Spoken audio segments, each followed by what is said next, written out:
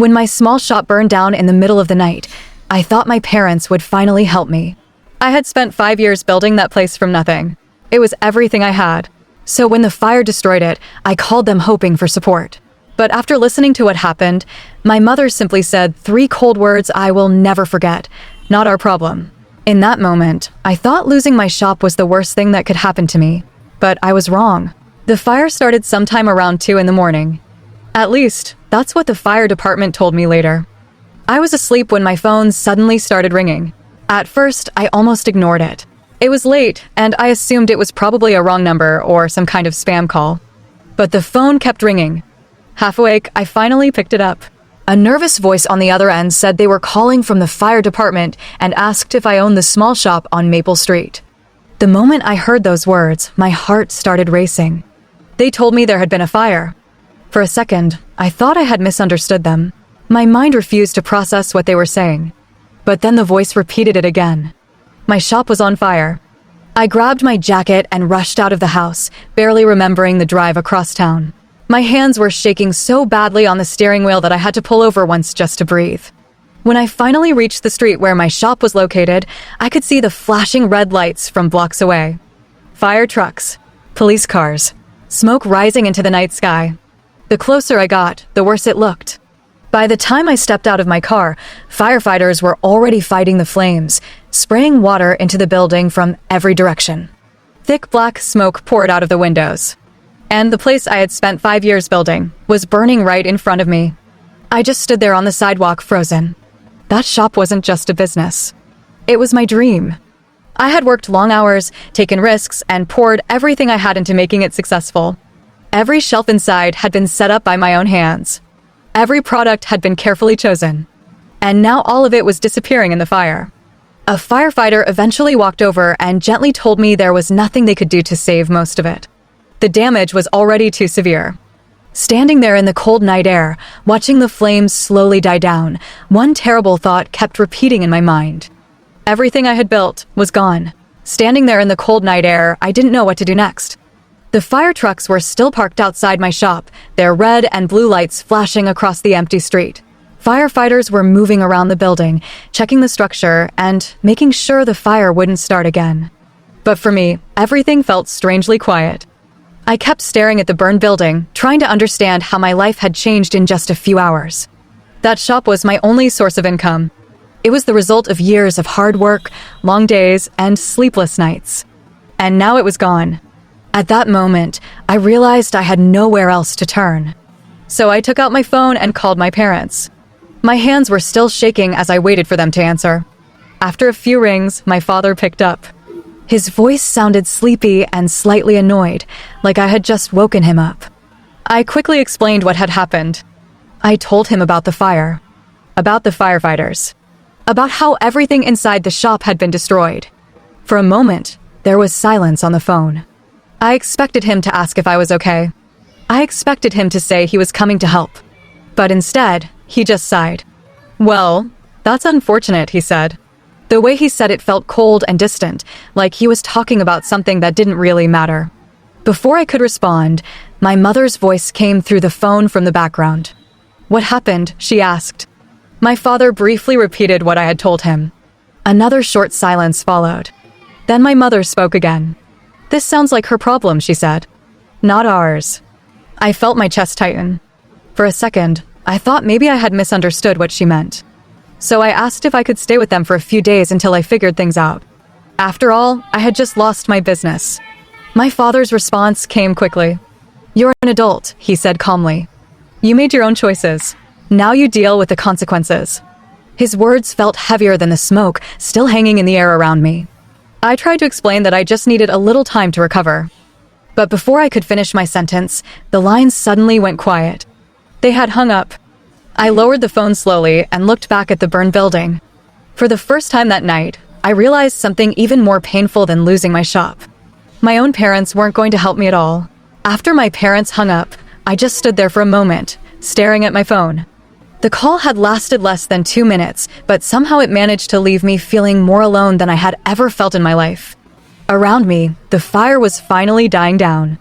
The flames had been put out, but the damage was already done. Smoke still drifted slowly out of the broken windows of my shop, and the smell of burned wood and melted plastic filled the cold night air. I walked closer to the building, stopping behind the yellow tape the firefighters had placed around the area. From there, I could see inside. Or at least what was left of it. The shelves that used to hold my products were collapsed and blackened. The counter where I used to greet customers every day was barely recognizable. Everything was covered in ash and water. It felt unreal. Just yesterday, I had been standing in that same place, organizing inventory and planning new promotions for the weekend. Now it looked like the ruins of something that had existed years ago. One of the firefighters walked past me and gave me a sympathetic look. "You the owner?" he asked gently. I nodded. "I'm sorry," he said. "The fire spread too quickly." I tried to respond, but the words got stuck somewhere in my throat. Instead, I just thanked him quietly. A few minutes later, the street started to empty. The firefighters packed up their equipment, and the police cars slowly drove away. Eventually, it was just me, standing alone outside the burned building. I didn't know where to go. My shop was gone. My savings were tied up in the business. And my parents had made it very clear that they didn't want to be involved. So I sat in my car, parked across the street, staring at the dark outline of the building. Hours passed like that. Every now and then, I replayed the phone call with my parents in my head. Their voices. Their cold responses. The way they hung up without even asking if I was okay. But as the night slowly turned into morning, another thought began to bother me. Something about the fire didn't feel right. My shop had never had electrical problems. The wiring had been inspected just a few months earlier. So how could it suddenly catch fire in the middle of the night? At that moment, I didn't know the answer. But I had a strange feeling that the truth about the fire was still waiting to be discovered. By the next morning, the street outside my shop looked completely different. The bright flames and flashing lights from the night before were gone. In their place were quiet sidewalks, a few police barriers, and the blackened remains of what used to be my store. I had barely slept.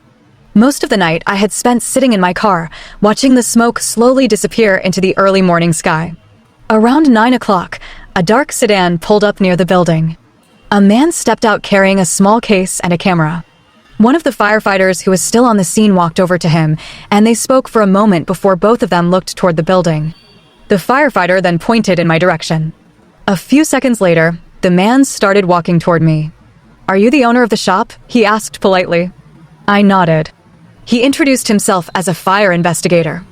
His job was to determine exactly how the fire had started. He explained that sometimes fires were caused by electrical failures or accidents, but in some cases, they could also be intentional. Hearing that word, intentional, made my stomach tighten. The investigator spent the next couple of hours examining the building carefully. He took photos of the burned walls, the floor, and what was left of the electrical wiring. He studied the patterns of the damage and occasionally wrote notes in a small notebook. From where I stood, I could see how focused he was on every detail. Eventually, he walked back toward me. "There are a few things here that don't look typical," he said calmly. "What do you mean?" I asked. "I can't say anything for certain yet," he replied, "but the fire may not have started the way we usually expect." My heart started beating faster. Then he asked me something I hadn't thought about at all. "Are there any security cameras in this area?" I thought for a moment. Across the street was a small convenience store. I remembered that they had cameras mounted above their entrance, pointing toward the road. I told him about it. The investigator nodded. "That could be helpful," he said. "If someone was near the building before the fire started, those cameras might have captured something." At the time, I didn't realize how important that small detail would become. But the investigator's calm expression told me one thing very clearly. The story of the fire wasn't over yet. 2 days passed after the investigator visited the scene. During that time, I tried to focus on practical things, calling my insurance company, documenting the damage, and figuring out what I was supposed to do next. But my mind kept going back to what the investigator had said. "There are a few things here that don't look typical." Those words kept echoing in my head. Late on the second afternoon, my phone rang. The caller ID showed an unfamiliar number. When I answered, the voice on the other end introduced himself as the same fire investigator. His tone sounded calm, but serious. "Can you come down to the station?" he asked. "We found something you should see." My heart immediately started racing. About 30 minutes later, I arrived at the small office inside the local fire department. The investigator greeted me and led me into a room with a computer monitor. "We checked the cameras from the convenience store across the street," he explained. He clicked a few buttons on the keyboard and a video appeared on the screen. The footage showed the quiet street outside my shop late at night. The timestamp read 1:52 a.m. For a moment, nothing happened. Then a car slowly pulled up near the curb in front of my shop. I leaned forward, staring at the screen. The car's headlights turned off. A few seconds later, the driver's door opened. Someone stepped out. The figure walked toward the side of my shop, partially disappearing from the camera's view. My stomach started to twist with anxiety. A couple of minutes passed in the footage.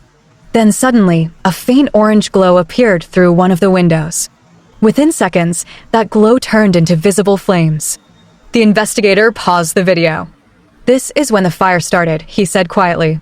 My hands felt cold. "Can you zoom in on the car?" I asked. He nodded and enlarged the image. The camera quality wasn't perfect, but one thing became clear very quickly. The shape of the car looked familiar. Then he zoomed in a little further. The license plate became partially visible. And the moment I saw those numbers, my heart dropped. I recognized that car immediately, because it belonged to my parents. For a moment, I couldn't say anything. I just stared at the screen, hoping I was somehow mistaken. But the more I looked at the car in the footage, the more certain I became. It was my parents' car. The same one I had seen hundreds of times before, parked in their driveway. The investigator watched my reaction carefully. "You recognize the vehicle?" he asked. My voice felt weak as I answered. "Yes," I said quietly. "It belongs to my parents." The room suddenly felt colder. The investigator nodded slowly and explained what they had discovered so far. Based on the burn patterns inside the shop, the fire had most likely been started intentionally. It wasn't an electrical accident. Someone had deliberately set it. And the security camera footage placed my parents' car at the scene just minutes before the fire began. My mind struggled to process everything. Why would they do something like this? Then the investigator mentioned something that made the situation even more disturbing. They believed the fire might have been started so I could collect insurance money.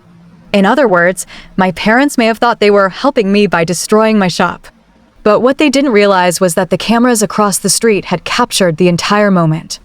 The investigator told me the police were already reviewing the evidence. Soon after that, my parents were contacted by authorities. And suddenly, the same people who had told me not our problem were now calling me over and over again.